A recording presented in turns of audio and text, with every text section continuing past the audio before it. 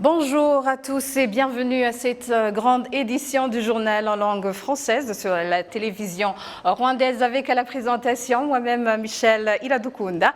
Au menu de cette édition, le président de la République de Guinée-Bissau, Umaro Sissoco Embalo, a clos ce mercredi une visite de 3 jours qu'il effectuait au Rwanda. Le Parlement du Rwanda accueille du 10 au 11 mars courant la 77e session du comité exécutif de l'Union parlementaire africaine où 41 parlements seront représentés. Les habitants riverains des frontières du Rwanda se déclarent prêts à satisfaire le marché national en nourriture suite à l'augmentation de leur production agricole. Inquiétude à Tchernobyl après la perte par l'Agence internationale de l'énergie atomique du contact avec les systèmes contrôlant les matériaux nucléaires.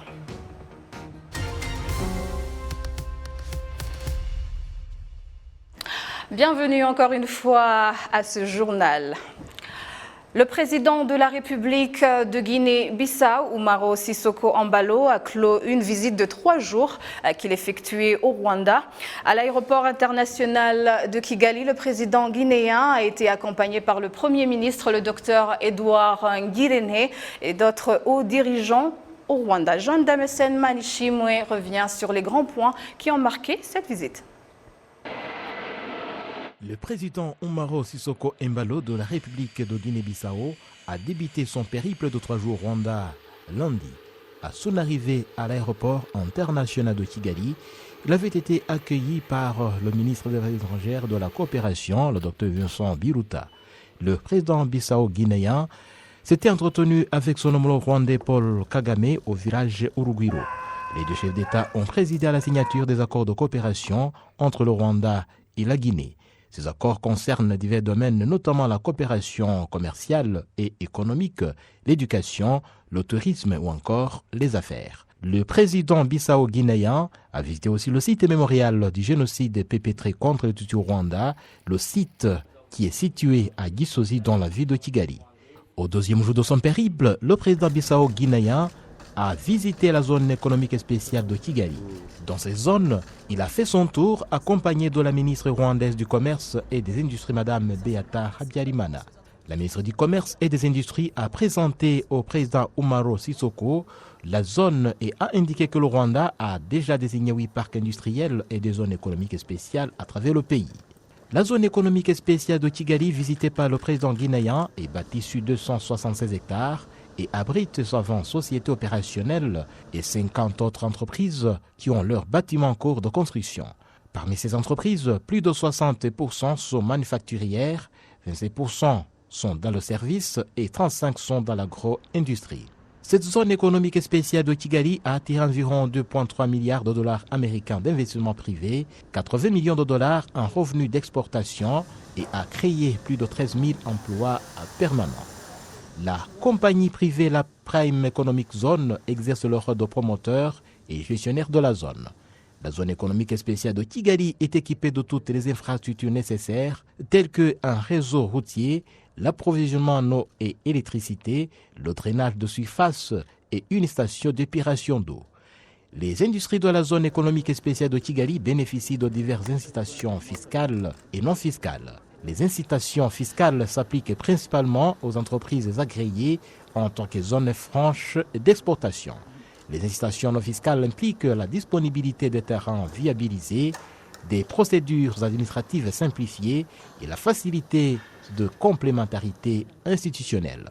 Le président guinéen a visité dans cette zone la Kigali Innovation City, qui est un écosystème centré sur l'innovation de technologie et le développement des talents.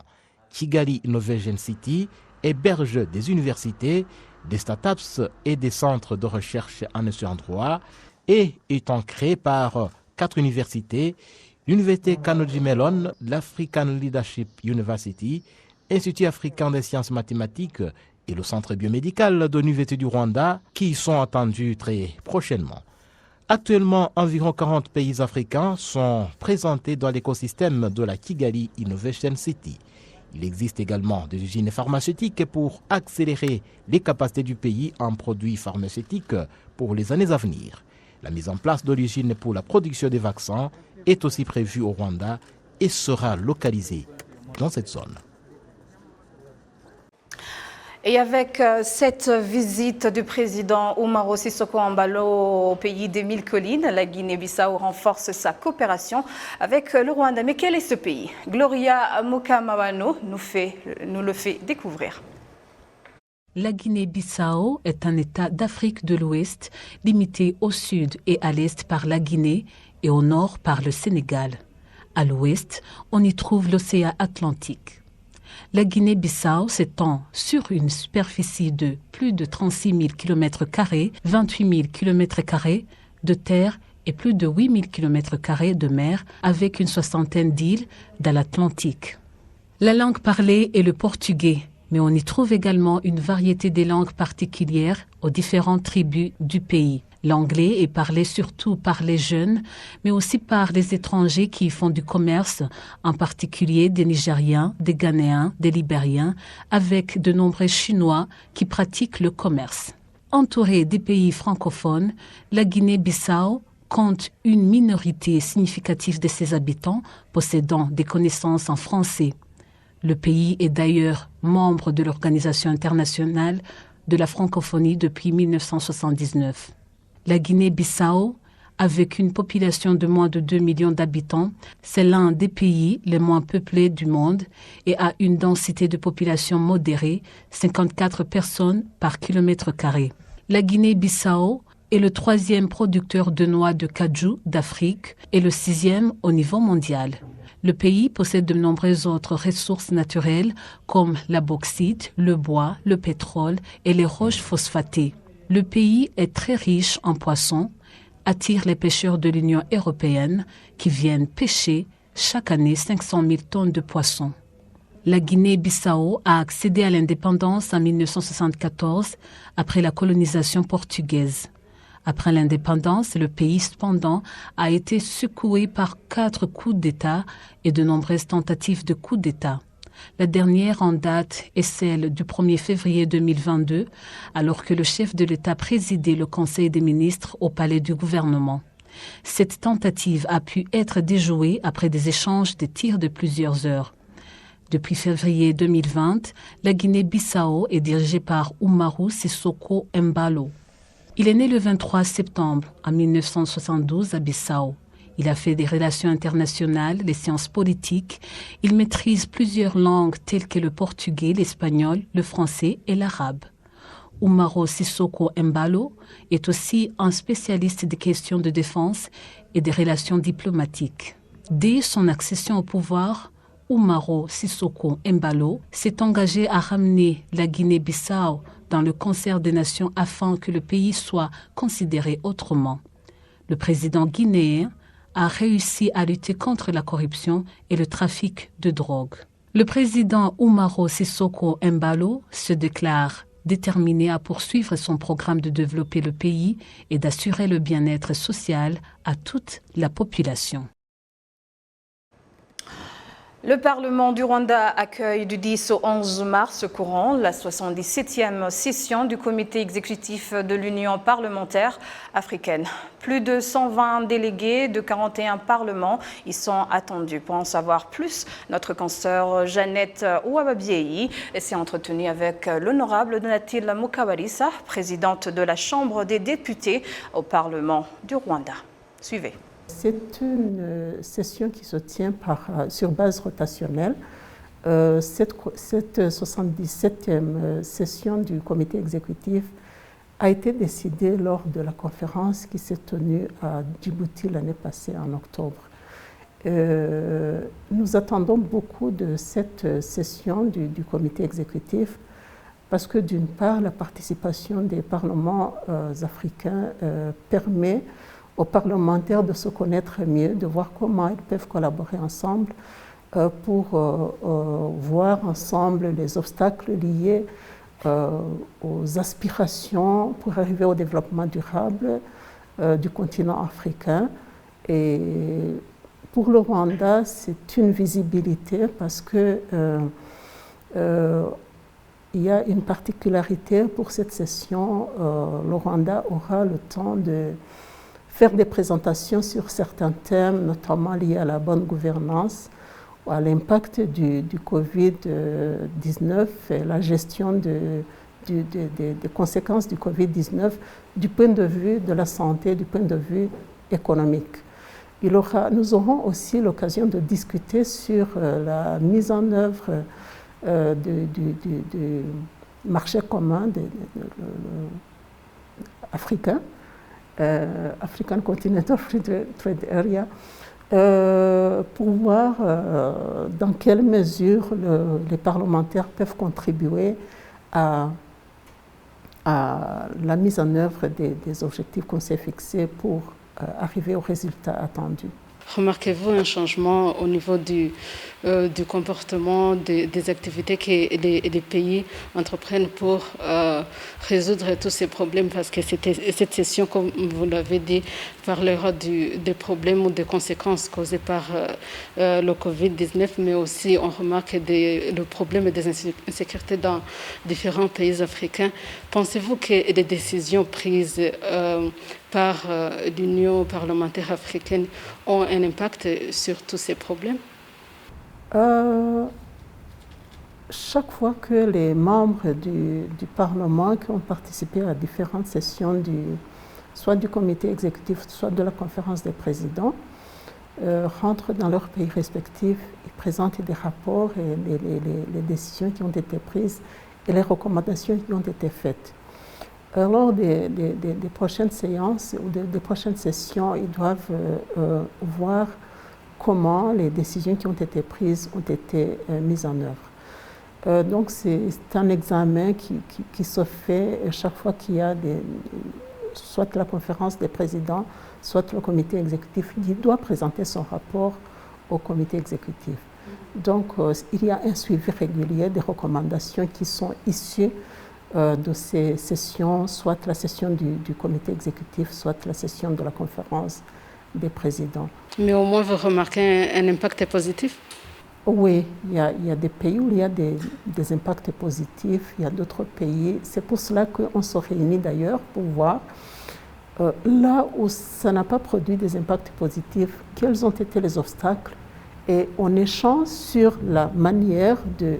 Donc c'est un échange d'expérience qui permet aux autres de voir ce qui a pu réussir dans tel pays, quels sont les mécanismes qui ont été mis en œuvre pour que ça puisse réussir et quels sont les mécanismes qui peuvent inspirer les autres pays pour la mise en œuvre des objectifs qu'on s'est fixés. Les habitants riverains des frontières du Rwanda se déclarent prêts à satisfaire le marché national en nourriture suite à l'augmentation de leur production agricole. Ils estiment que grâce à la bonne politique du pays de résilience, certains ont commencé à élargir leurs activités en construisant des usines de traitement de la production agricole. Les habitants vivant aux environs des frontières sont heureux qu'ils trouvent facilement près d'eux des produits alimentaires et qu'ils ne sont plus obligés à aller chercher à l'étranger. Cette autosuffisance alimentaire est en outre le résultat des efforts de coopératives des éleveurs de Gicumbi qui produisent notamment 6 tonnes de farine de maïs par jour. Et grâce à l'acquisition de nouveaux équipements, cette production va passer à 60 tonnes par jour. Ce mercredi d'une campagne de renforcement de l'hygiène et de l'assainissement dans la province du Nord. Au secteur Kinigi, situé au pied des volcans dans le district de Musanze, la population s'est engagée à tout mettre en ordre pour que cette localité soit exemplaire en matière d'hygiène. Pour y parvenir, le district compte se servir des volontaires qui contribuaient initialement au maintien de l'ordre dans ce secteur. Dancil Nyirarugyero, gouverneur de la province du Nord, a rappelé la population de Musanze que l'hygiène est un atout indispensable pour avoir une bonne santé, ajoutant que rien ne justifierait le manque d'hygiène dans ce district, siège de la province du Nord. Elle a ajouté que Musanze, comme une ville touristique, doit toujours faire preuve de propreté au plus haut niveau. Cette campagne, lancée ce mercredi dans toute la province du Nord, vise à asseoir l'hygiène partout de façon permanente.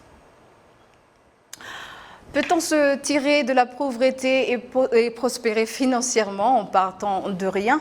Les habitants de Buyeshi, en district de Rubavu, à l'ouest du Rwanda, affirment que c'est possible pour eux car ils ont l'opportunité d'avoir une terre favorable à l'agriculture et à l'élevage. Kassim Youssouf. Moussafiri Ile-de-France, trentenaire, habite dans le village de Wipfura, cellule d'Oncherima, dans le secteur de Wugeshi. Il pratique l'agriculture moderne des pommes de terre qu'il alterne avec le pyrètre. Il indique que c'est grâce à l'agriculture qu'il a financièrement progressé. Partant d'une petite superficie de 4 arts et demi que ses parents lui ont léguée il y a 9 ans et d'une vache qu'il a reçue de la part du chef de l'État, il est maintenant une autre personne parce que sa vie a changé. J'ai récolté les cultures sur 4 arts et demi et j'ai acheté du petit bétail dont l'accroissement a été bon et grâce au bon leadership, le président de la République nous a donné du bétail que j'ai bien entretenu. Ce bétail m'a permis de payer la dot de mon épouse qui m'a après aidé à m'occuper de cette vache. Grâce à sa progéniture, nous avons pu acquérir des parcelles. Conjointement avec son épouse, les finances de Moussafiri Ile-de-France se sont accrues grâce à l'agriculture et l'élevage et ils se sont construits un grenier pour la conservation des semences pouvant satisfaire une superficie qui ne cesse d'augmenter. À l'heure actuelle, ils disposent de 2 hectares et sont en train de se construire une maison moderne dans la ville de Rubavu.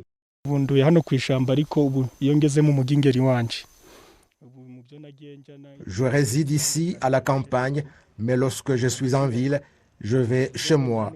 J'ai acheté un terrain pour 6 millions et j'ai construit une maison.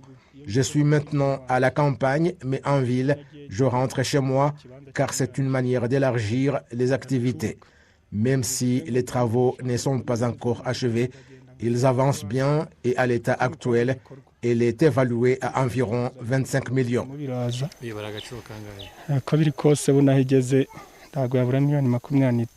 Comme l'indique l'adage populaire, il n'y a pas de faux métier et une fois qu'on a atteint la prospérité, l'on ne devrait pas oublier d'où on est venu. Moussafiri Ile-de-France indique qu'il n'envisage pas élire domicile dans sa nouvelle demeure construite en ville, mais qu'il restera à la campagne pour la fructifier.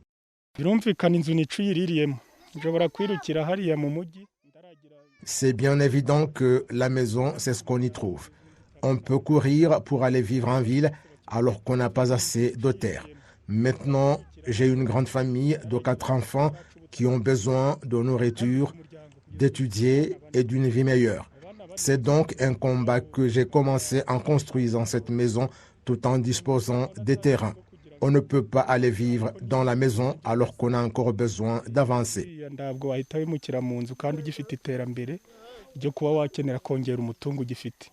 Le sol du secteur Wugeshi est fertile et c'est une opportunité pour tout un chacun qui y habite.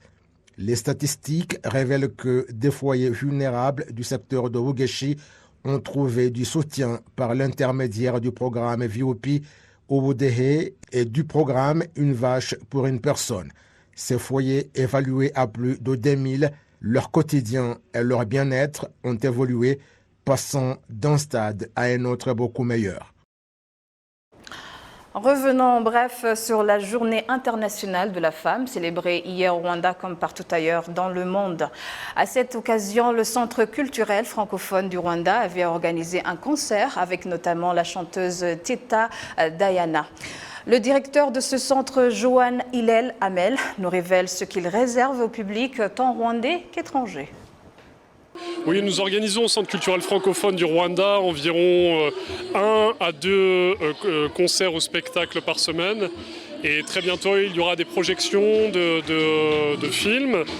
Il y a aussi des ateliers de théâtre. La médiathèque est ouverte aussi tous les jours. Voilà, il y a une activité permanente au Centre culturel francophone. Écoutez, la culture, c'est se croiser, c'est se rencontrer, c'est partager. Et le Centre culturel francophone est là pour ça, pour se rencontrer, se croiser et faire en sorte d'accueillir l'ensemble des cultures. L'ambassadeur de France au Rwanda, Antoine Anfre, s'est déclaré ravi par le fait que le Centre culturel francophone du Rwanda répond avec succès à sa vocation.